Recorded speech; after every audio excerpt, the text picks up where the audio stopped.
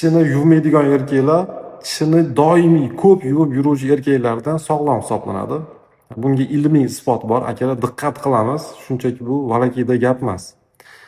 Xo'p, demak, biz foydalanib kelayotgan zubnoy pastalar tarkibidagi shu 3 ta moddani bittasi agar sizni zubnoy pastangiz tarkibida bo'lsa, bu og'iz bo'shlig'idagi nitratlardan oksid azotni hosil qiluvchi foydali bakteriyalarni 90% gacha o'ldirishi ilmiy isbotlangan.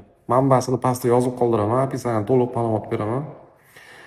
Bilamiz, jinsiy olatni tarang turishi uchun oksid azot juda katta ahamiyatga ega. Oksid azot asosan qon tomirlaridan va og'iz bo'shlig'idagi foydali bakteriyalar tomonidan ishlab chiqarilar ekan. Tak что iloji boricha og'iz yuvish mahsulotlarini tarkibiga bir ko'z yugurib turib, tarkibida shu moddalar bo'lmasligiga ahamiyat berishingiz kerak.